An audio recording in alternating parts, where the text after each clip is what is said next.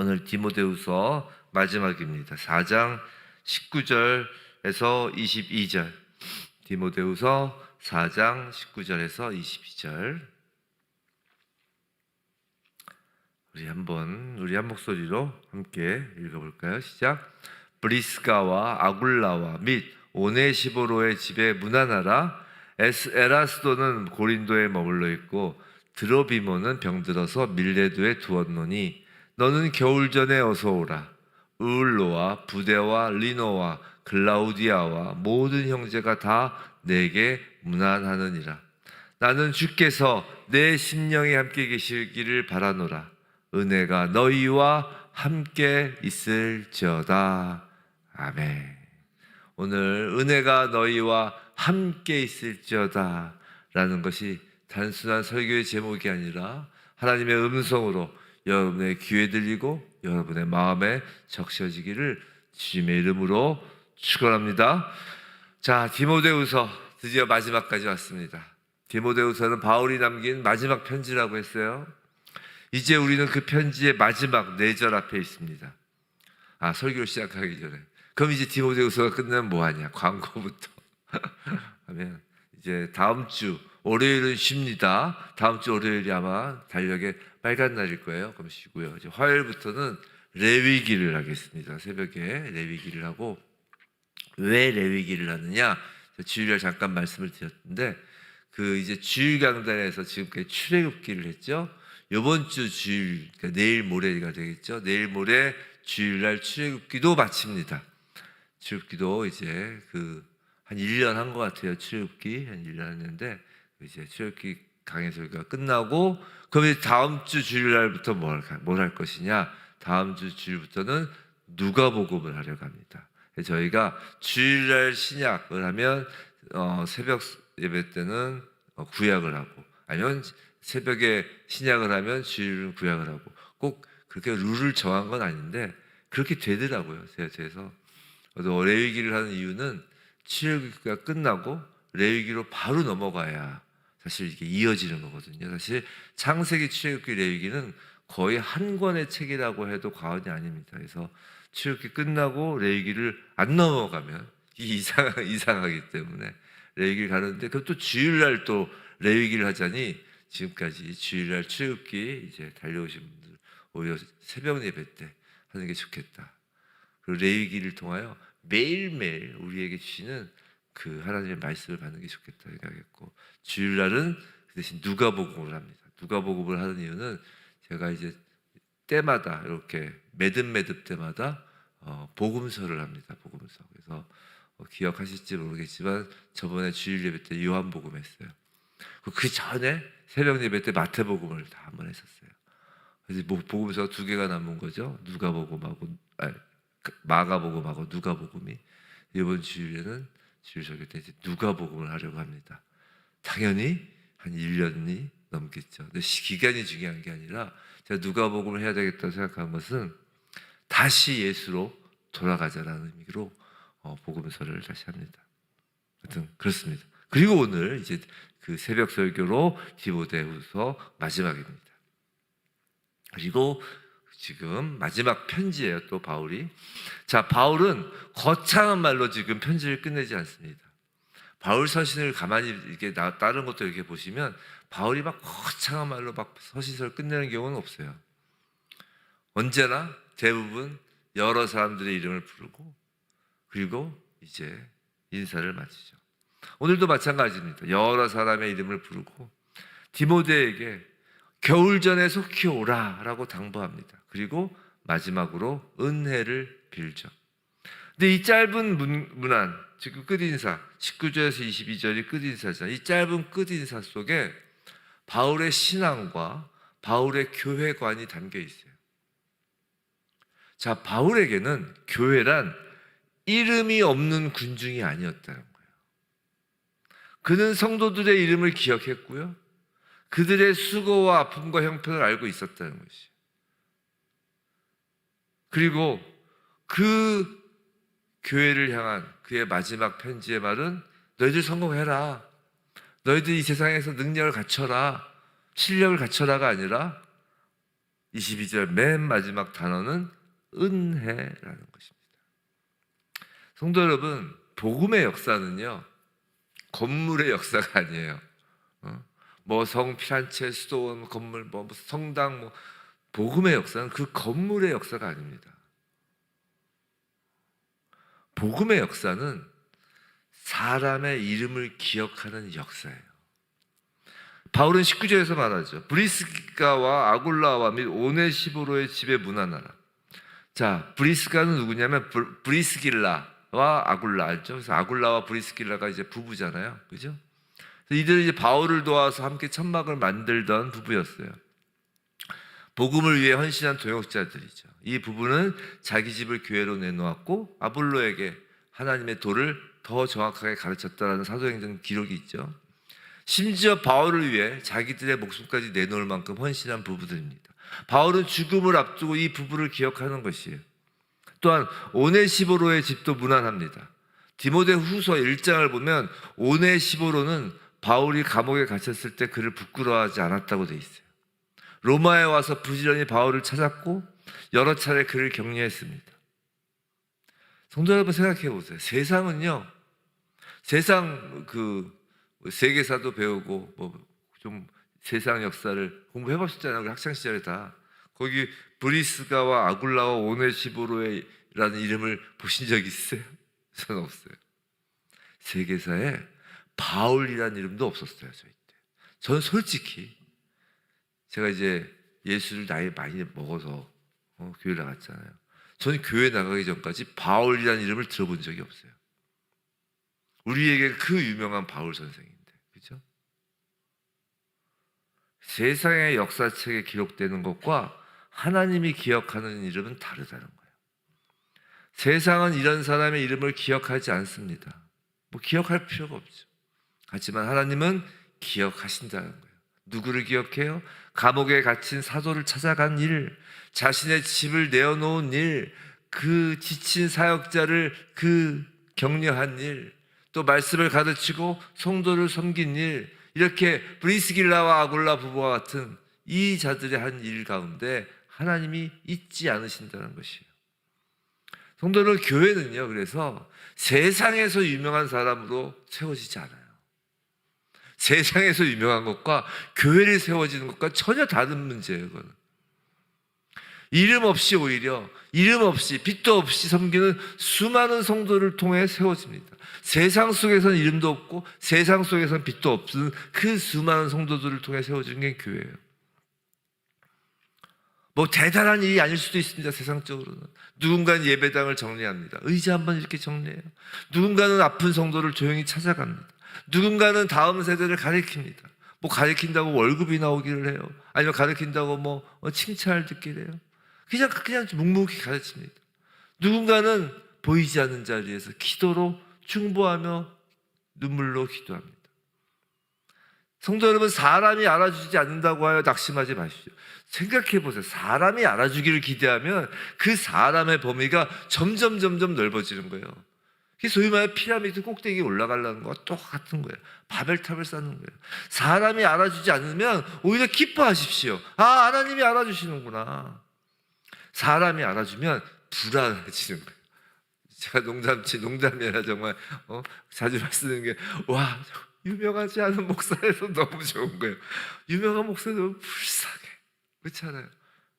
제가 사실 이 유튜브 이것도 하지 말자고 한번 했다가 오히려 그게 교만이라고 하는 말에 제가 깨갱하고서 그냥 합시다 그랬는데, 사실 이전에 유튜브 없었잖아요. 코로나 이전까지. 너무 좋아요. 사람이 알아주면 힘든 거예요. 그리고 사람이 알아주지 않으면 하나님께서 여러분의 이름과 수고를 기억한다는 것을 명심하시기 바랍니다. 그게 몰라요. 성경책에 이름이 기록될래, 세상 역사책에 이름이 기록될래 하면 선택하시라는 거예요. 생명책에 이름이 농명되기 원하십니까? 아니면 세상에 이름을 남기기 원하십니까? 그겁니다. 20절, 에라스도는 고린도에 머물러 있고 드로비모는 병들어서 빌레도에 두었노니. 자, 에라스도는 고린도에 머물러 맡겨진 일을 감당하고 있는 거죠. 지금 바울이 그렇게 한 것이죠. 근데 드로비모는 자, 바울의 동역자지만 병이 들어진 밀레도에 남아 있다고 합니다. 여기서 하나 주목해야 할 사실이 있어요. 잘 생각해 보세요. 바울이 누구예요? 사도행전 보면 바울의 그 손수건만 손을 대도 병자가 나았다는 거 아니에요.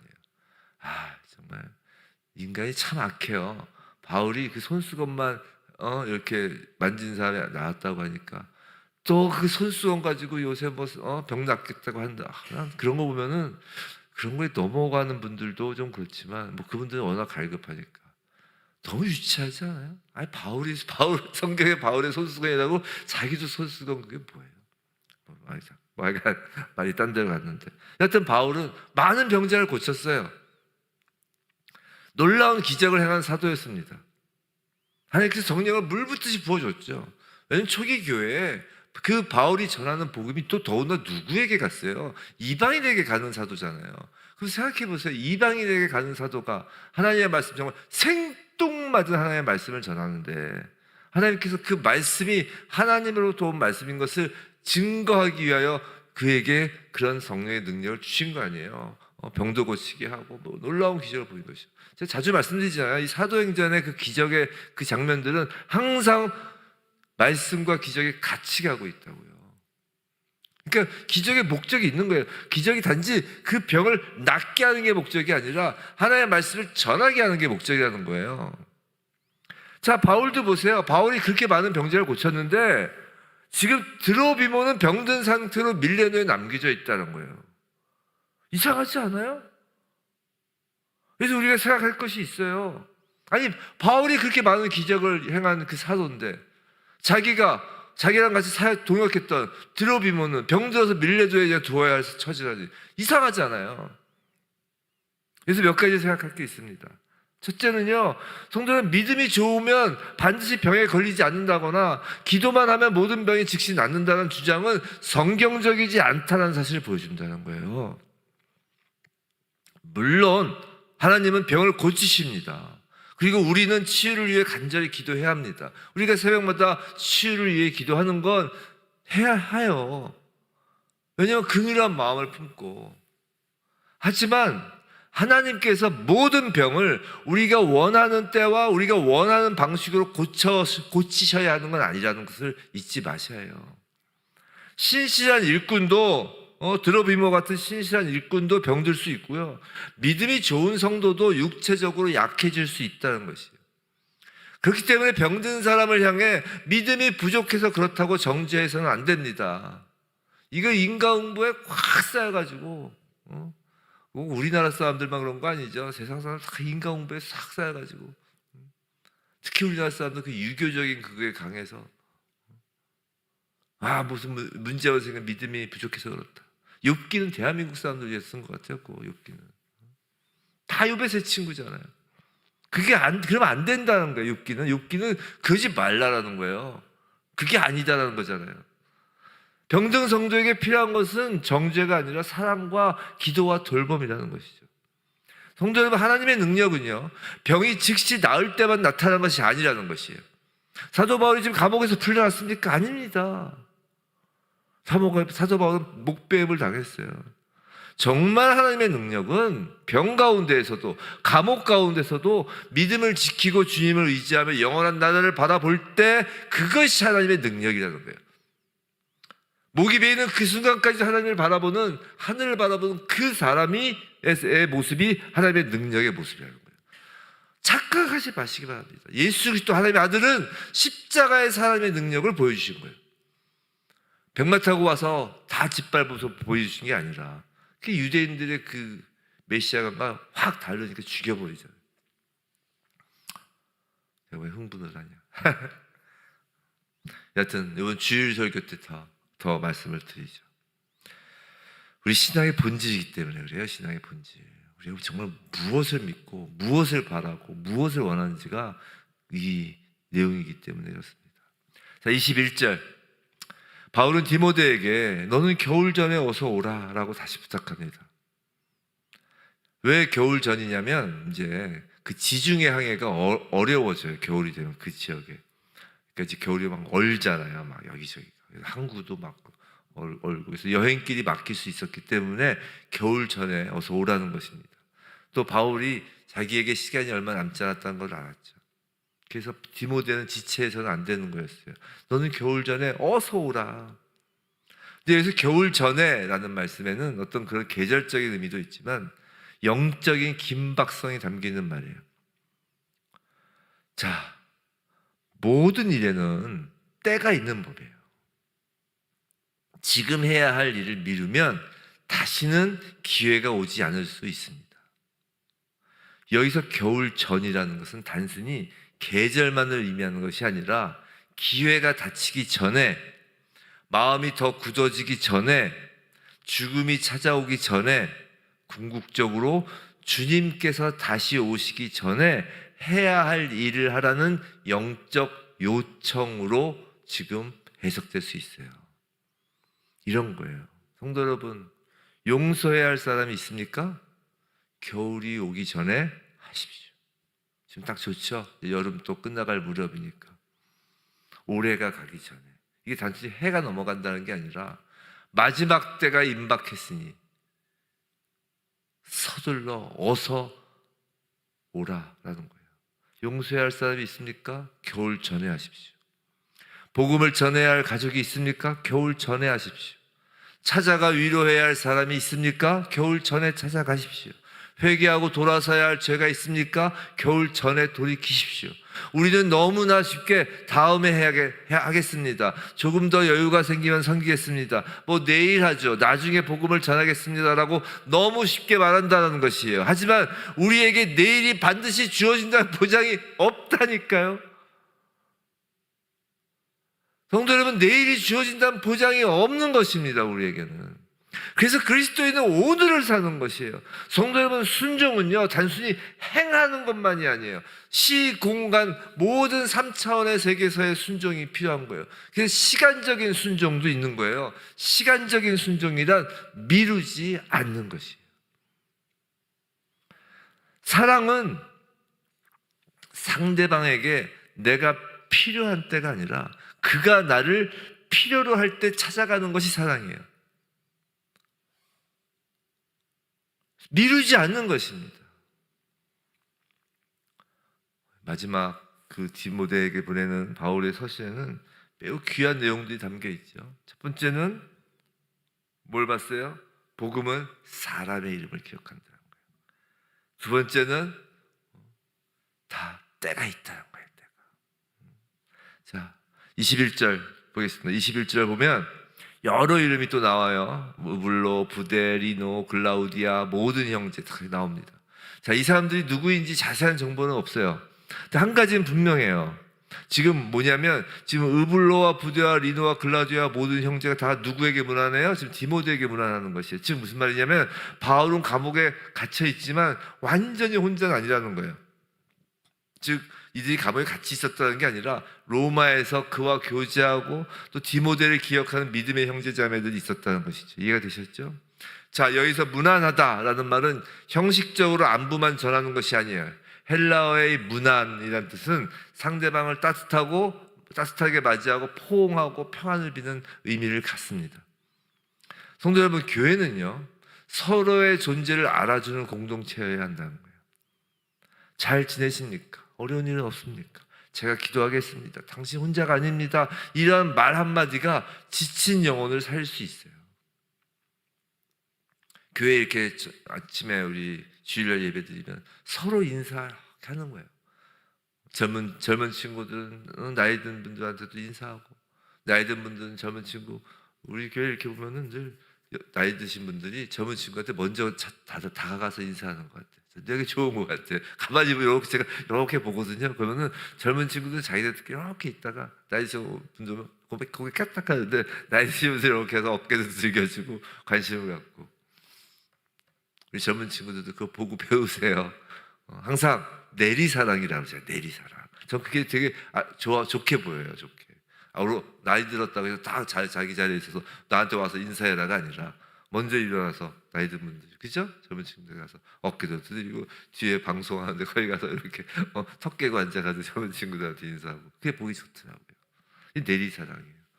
근데 그러면 또 젊은 친구들도 우리 교회 아직 어린 주일학교가 없지만 그러면 이제 젊은 친구들도 또 자기보다 나이 어리고 약한 지체들에게 먼저 가서 인사하는 것이죠.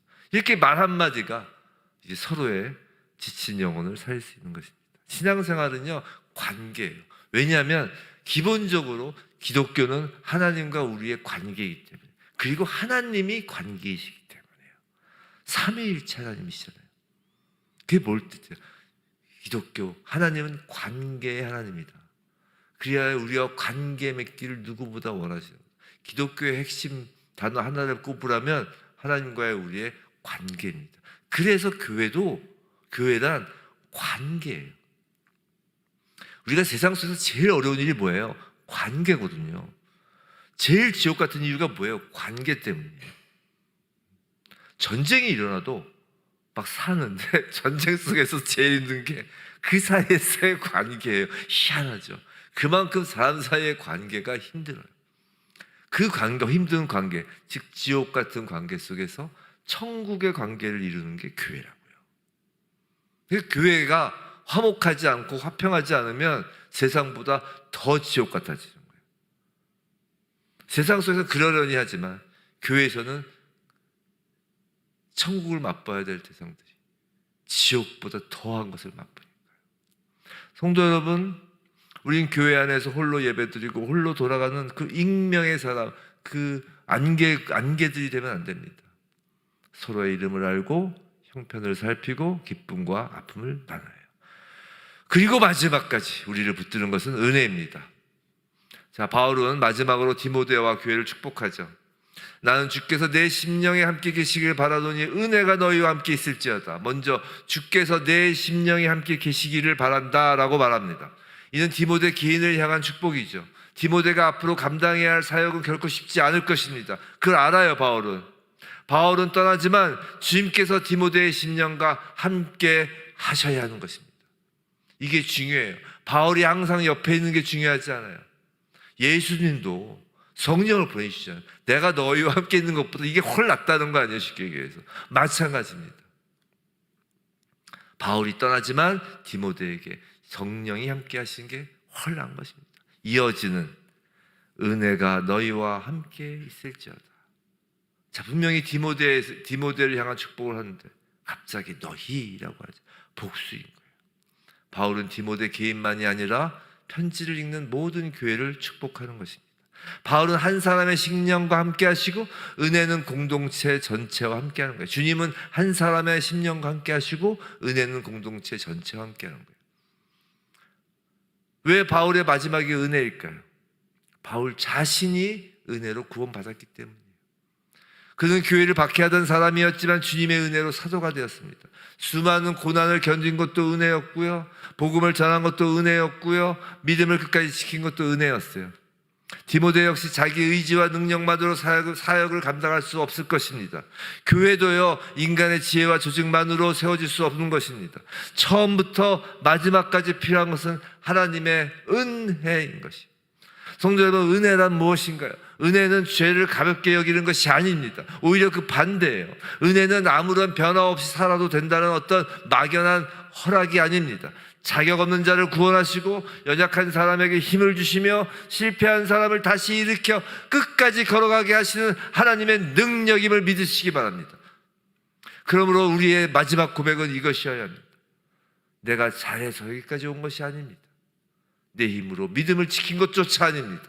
오직 하나님의 은혜로 여기까지 왔습니다. 사랑하는 성도 여러분, 말씀을 맺겠습니다. 바울의 마지막 편지에는 사람들의 이름과 질병과 여행 계획과 문안이 기록되어 있어요. 이것은 복음이 현실과 동떨어진 이야기가 아니라는 사실을 보여줍니다. 신앙생활은 현실과 동떨어진 것이 아니에요. 사람의 이름을 기억하는 것입니다. 복음은 병든 사람을 정죄하지 아니하고 돌보게 하는 것이. 복음은 사랑의 실천을 미루지 않게 합니다. 복음은 서로 무난하고 함께 울고 웃는 공동체 교회를 세웁니다. 그리고 복음은 모든 것이 하나님의 은혜였음을 고백하게 합니다. 성도 여러분, 우리도 언젠가 마지막 말을 할 시간이 찾아올 것입니다. 내일이 다시 온다는 보장이 없다고 그랬잖아요. 자, 이 자리, 오늘이 여러분의 마지막 말을 남겨야 할 때라면 무엇을 남기겠습니까? 사람에 대한 원망입니까? 아니면 하나님께 대한 감사입니까? 자신의 공로입니까? 아니면 하나님의 은혜입니까? 바울처럼 사랑하는 사람의 이름을 부르며 주께서 내 심령에 함께 하시고 은혜가 너희와 함께 있기를 축복한다 라고 축복하며 그 마지막 말을 마치는 저와 여러분 되기를 정말 주님의 이름으로 축원합니다.